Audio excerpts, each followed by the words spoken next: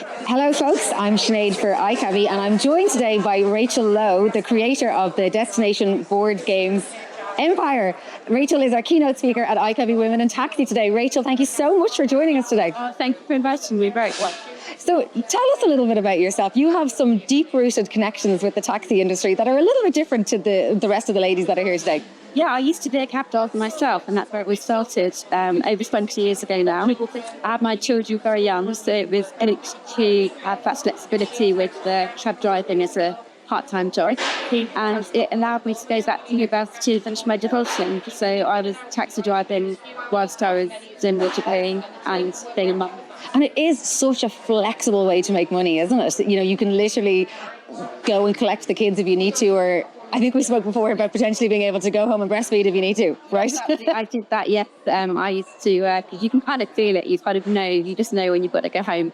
And I'd go home, feed the baby, and then go back out on my shift. And you must have been a very young lady as a taxi driver at the time. How old were you when you were driving the cab? So I was, I think, 22 or 21 even when I started. I did it for 3.5 years, and I had Laura when I was 23. So, and did you have any peers? Did you know any other ladies of your age at the time driving cabs? Back then, there were a few ladies, but it was mostly men, and there weren't many of us ladies driving. And but I really enjoyed doing it, and I met some fascinating people when I was working.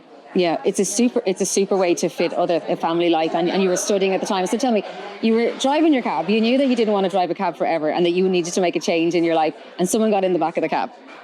Yes, so I picked up a lecture at Portsmouth Uni, and we got chatting, and I said, I wanted to do a degree, but then I had a child quite young, so I just turned to college, and he suggested that I could perhaps send my college work in to Dr. Healy and apply. They were just bringing out a brand new degree that semester, so I did do that very thing. I sent all my college work in and I got an unconditional offer. Amazing. And that kind of changed the direction of my life at that time. Amazing. You never know what's going to happen in your next fair, and that was lucky he got in, but you did all the hard work, not to give him any credit for all the work that you did in studying. Another time you were in the cab, which is the big thing that changed your life, you had an idea. What happened? I did. So it was literally like the light bulb moment. So it was, I was stopped at some red traffic light, and as all cabbies know, time is money. So it's a little bit annoying. And the idea that popped into my mind in that moment was red light, miss the turn. And I imagined that being a hazard card again in it. And then I imagined my taxi being a playing field on board, and all the destinations I was travelling to being ones to find in the game. And the idea with my game would be that you're a cab driver collecting fares, you play with waste money, and all the destinations, famous tourist attractions were not. So it really eventually becomes the destination board game. But at the time, were you playing a lot of board games? Did you know anything about designing board games or the board game industry, or were you a complete novice? I was a novice at business for sure, but I loved games anyway, board games. My very, very first job when I was 14 years old was on a fishing one year, and I was on £1.20 an hour. And then every Saturday day I'd go with my running team down to Woolworths up the road, and each week I'd buy a new game. Okay. My own tactical game. So yeah, I always loved board games, and I loved especially New Year's Eve. It's one if you were allowed to stay up late, would stay Monopoly until midnight. I've always loved games. And now you're going after Monopoly, competitor. So where did you go with that idea? How did you turn it into the business that you have today? So I raised sponsorship from attractions on the board to feature on the game, and that helped me to raise money to get the production done. I took part in a TV show, which I'm sure most of you would know by now, which is Dragon's Den. Yes. Very, very fun. And we have shared the awful clip of you being tormented, it was terrible. It really was awful. Quite brutal. I don't know that brutal now, but back then it was brutal. When you went on Dragon's Den, it hadn't aired before, so you didn't know what the vibe of the show was at all, did you? No, it was brand new, and when I had my audition with the producers, it was very much, they were very nice. It was just back around the table chatting. It's very informative, and it's completely different to the actual reality of it when I went. Yeah. They were auditioning you for something that you didn't realise you were auditioning for. I didn't even know who the dragons were or what the TV show was called. Okay. I was super excited about doing the whole thing. Like, I told everyone Yeah. to be on TV. Yeah. When I, Oh, on the day of filming, it was really exciting. So I had, like, my hair and makeup done by a makeup artist. you looked great. Yeah. You did look really well. And I know you were being brutalized on national TV, but you looked good. Yeah, absolutely. I mean, I felt guilt before they started interrogating me, and it just unraveled and more unraveled. I mean, I actually ran off crying halfway through. I had a proper, like, 5-minute car rant, or a diva moment, so I say. And I wasn't going to go back on. I didn't want to continue because they were being playing and it hits apart everything I'd worked towards at that point. So they promised me that it's the final 2 dragons would be nice. But ultimately, no investment. And they said things like Rachel Lowe is not a good investment. But you proved them wrong. So what did you do next? So next, I carried on with the launch plans. I mean, I won't die for a few months, so I was back there.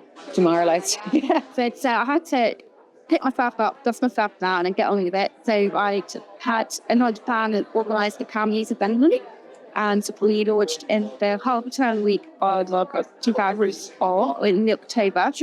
I had a contract in place with Mavi Giselle as well that also driven away like Season 1 vouchers during half-term. They're being well through our stocks that we had ordered.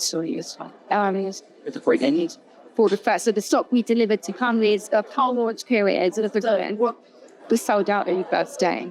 Amazing. We kept delivering their stock each day, and then by the 18th of November, it hit number 1 outside. You must have been so giddy. Yeah. Every time you sold one of those boxes, you must have just been like, amazing. Yeah, I mean, the first one that I bought, was right. Yeah. First one, I got married. My family's stayed at best games. So I had sold from an actual store, and it was just a very magical time. And so you've now built that business, scaled it up, and how many games have you created now? How much IP do you currently own in the Rachel Lowe collection? So on Destination Brand, we have around 50 different titles. Wow. Across different editions, such as like regional games, Capital Cities, College Edition, and then a selection of jigsaw puzzles that mirror board games. And then outside of that, I've also gone on to do a lot of licensed products. So this is like the Harry Potter game, just like a Hellboy. And that was the very first Harry Potter game that J.K. Rowling had self-approved. So that's one of my claims. That is a big claim to fame. Well done. Big bad. The Destination animation that Disney Pixar. Okay, the most recent game is under the Destination brand, which is the Flies featured in Destination, their flagship, which is like a little. Okay. That's very exciting. And then outside of that, I've also spent a lot of years now creating games and puzzles bespokely for film and television. So Paul the Midwife, WWE, Open Your Shelf, puzzles with all your brands such as used to be. Okay, so you are basically the go-to person for creating a license for a game. I love it because the licensing, I often get to go behind the scenes. So I either go behind the scenes on set, I get to meet cast. Very cool. The Hotel Transylvania, actually, they couldn't let me see the movie that's coming out because it hadn't been in screen yet. What I was coming out in September, they sent me the script. Okay. And then today, but that was so cool. It's actually a really funny film. Yeah, really cool. So I very enjoy that. I love like the behind the scenes title in the content development is actually quite exciting. Oh, I can imagine so. And we could talk for a lot longer, but we have an event to kick off here, so we better wrap this one up. Rachel, I think everyone is going to love hearing your story today, and thank you so much for sharing with us. And well done. Congratulations. Thanks.